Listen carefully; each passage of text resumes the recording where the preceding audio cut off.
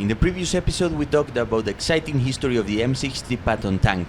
However, in this video we will talk about the tank itself, its ammunition, its armor and its way of fighting.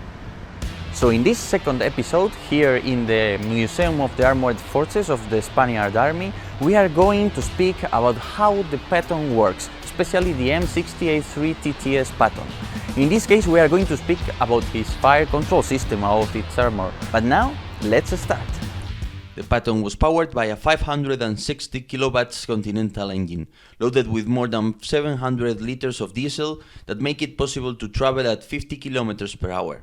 Its biggest flaw was in the engine filters, which became quickly saturated because of the sun and dust, causing the engine to choke. However, it had one advantage, and that is that the entire propulsion plant, including the transmission, can be pulled by a crane, so it can be replaced easily. In addition, the M60A3 Patton had several improvements over its predecessors, including the RISE package that allowed it to reduce the number of hours between overhaulings, making logistics easier. For instance, in a convoy during Reforger, the main military exercise of NATO during the 80s, the tank driver noticed that pushing the accelerator was not causing the speed of the tank to increase. Inspection of the throttle linkage identified a bolt missing from the linkage. Keeping the gun over the front deck and the turret stationary, the gunner laid on the floor and manually operated the throttle as instructed by the driver. And as always, let me remind you that this video has been possible thanks to Steel Beasts Simulator. This is an armored warfare simulator, one of the best in the world. I have played also Armour 3, and I can tell you that this is much better. So if you want to know more about it, to join its small but very powerful, very united community, I will let you a lot of links below to know its forum, to know the Steel Beasts Wiki, where you will find information that is not anywhere else, because these people has been working on tanks during the last decades. They know them very well, and so they can provide you information that you won't find anywhere else. So I will let you all the links below, and that's it. Let's continue enjoying this video. See the typical angled armor of the chassis of any tank. In this case, a very interesting curiosity is that the thickness of the armor is higher here than here. This is because the designers wanted to put, of course, more armor where it is more likely that a projectile might impact. So in that sense, we see that effort. So when we think of angled armor, you know, that kind of armor that allows you to have a more effective thickness in your armor and that allows you to ricochet the enemy projectiles, we tend to think to the horizontal angled armor. However, you can also have it angled in the vertical plane. Also, let me remember that this is a good way to diminish the overall quite huge silhouette of this tank. The M68 gun used an electrical system to initiate the firing mechanism of the projectile. However, sometimes there was little conductivity between the base of the round and the electrical system in charge of firing it. For this reason, they used water, or sometimes they even spitted on the base of the projectile to generate enough conductivity. As a matter of curiosity, it was reported that once the tank main gun failed to operate when a master gunner attempted to fire it. Checks indicated that the firing squib was good and the firing pin was intact. The gun could not be fired in any of the usual ways. This suggested that there was a break in the main wiring harness. In order to fire the gun, the sergeant spliced a piece of common wire into the hot plate of the firing circuit. The splice was made to the final piece of wire that goes into the center of the wedge on the right side of the bridge.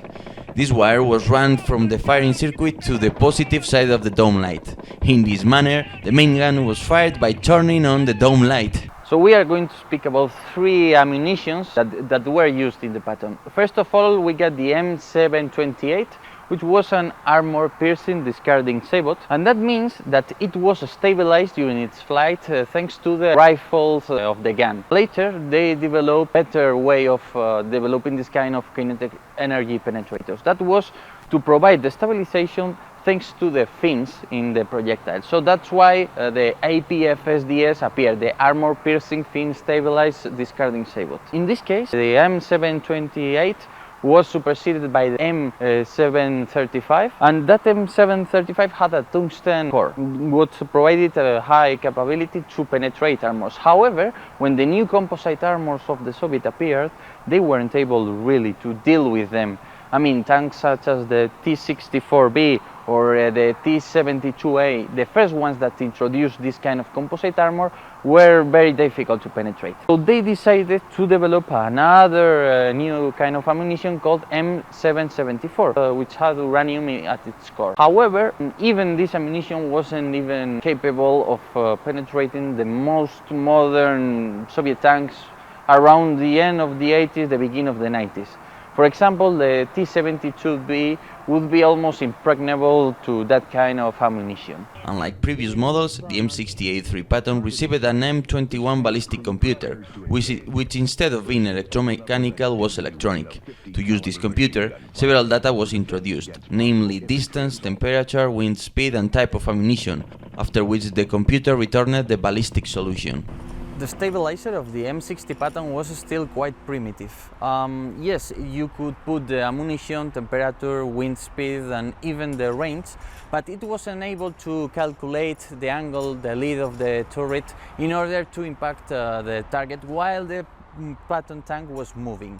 So in that sense it was not the best even for its time, because the first versions of the Abrams, M1 Abrams, were already able to do that. But one of the great advantages of this new tank was its method to establish distance, its rangefinder. In the previous tanks, two large systems for calculating distance existed: Stadia, which used the height of the target as a reference, and optical coincidence, which played with the geometry of triangles. However, they were not slow and got imprecise beyond 1 kilometer approximately. On the contrary, the M60A3 had a Rabi laser rangefinder, different from the later solid-state lasers that use rare earths. Laser rangefinders work as follows. First, a pulse is launched, in this case in the form of a beam. And as light speed is a universal constant, we can calculate distance when measuring the time it takes for the laser pulse to go out and come back. This method is faster and as accurate as the precision of time measurement. At the time, this limited the precision to 10 meters increments. The bigger challenge is to determine which of the multiple returns is the right echo. As the laser beam widens over distance, its diameter may become bigger than the visible target, or the spot of measurements may be imprecise.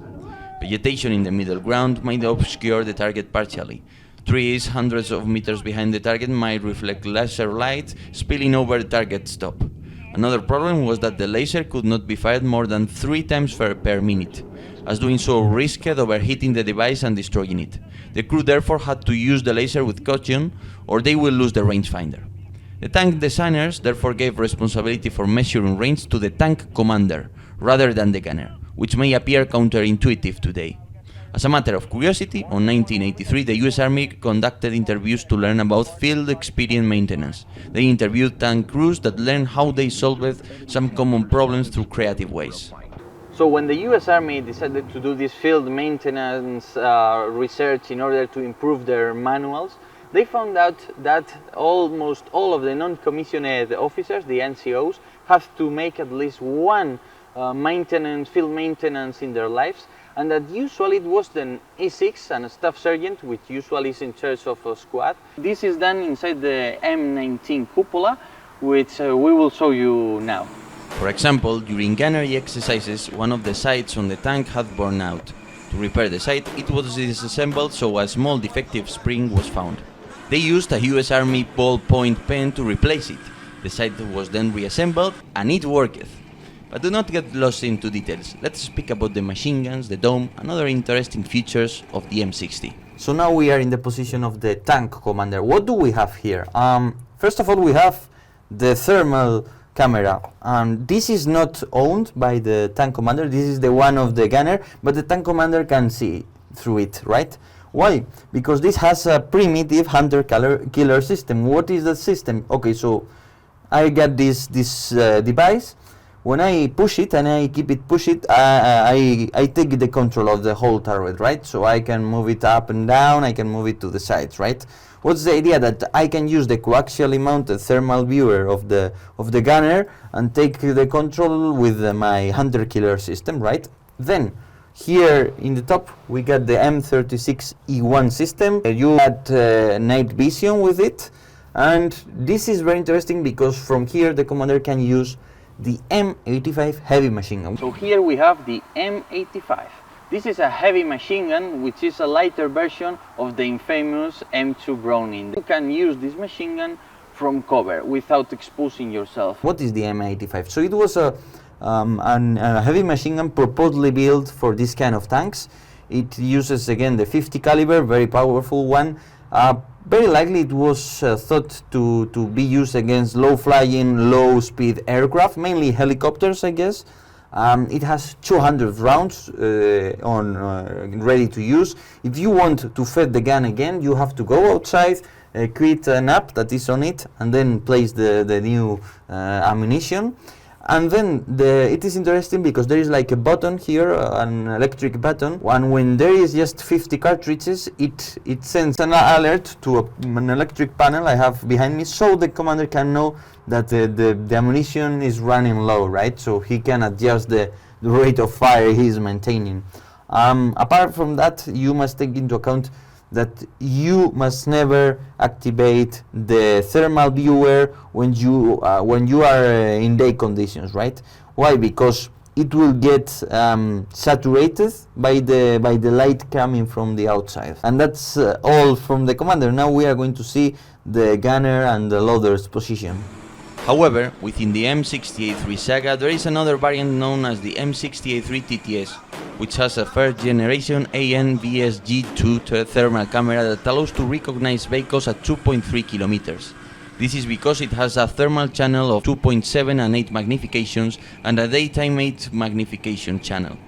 However, identify the enemy is not that simple. So often what you do is aiming at the possible target and then pass to the daytime channel in order to verify the identification and avoid committing a fratricide.